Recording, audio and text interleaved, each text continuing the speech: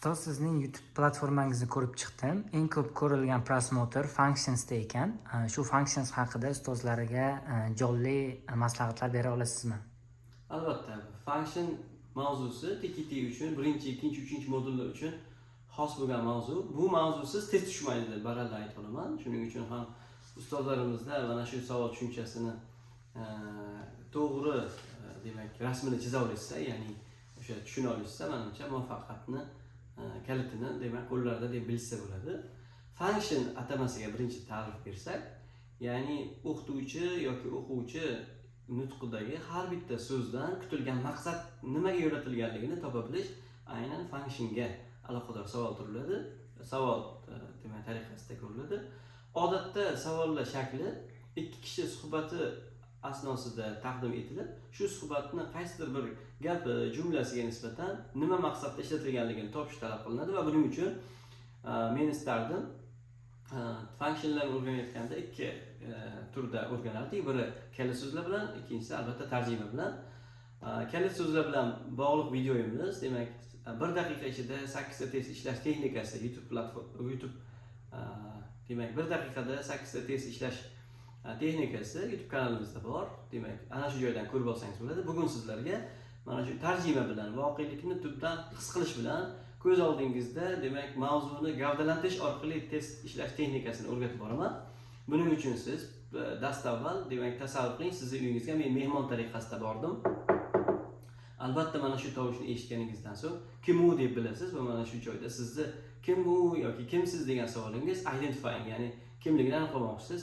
It's me Jaloliddin teacher, siznikiga mehmonga keldim desam, albatta mana shu joyda it's me Jaloliddin teacher degan gapim ortida bu introducing myself, ya'ni o'zimni nima qilyapman, tanishtiryapman. Siz ham hayajondan yugurib eshikka chiqib, demak salomlasha ketdingiz. Hovli, echkilar, qozon-tovoq deganda bir boshdan demak meni sog'lig'imdan tortib kasbiy faoliyatimdagi voqelikni so'rayapsizmi? Demak mana shu joyning nomi sodda qilib aytganda greeting. Ey ustoz, eshik tagida nima qilyapsiz? Keling ichkariga, yuring. Qani marhamat, ichkariga kiramiz. Let's come in deb turib tavsiya let's bilan boshlanyapti. Mana shu joyda qarang. Davay birgalikda degan tarjimada ohangda gap kelsa, doim olamiz. Demak suggesting. Xo'p, ichkariga kirar ekanmiz. Men so'rayapman, to'g'rigami, o'ngami, chapgami deb. Men mana shu joyda nima qilyapman? To'g'rigami, chapgami, o'ngami deganimda.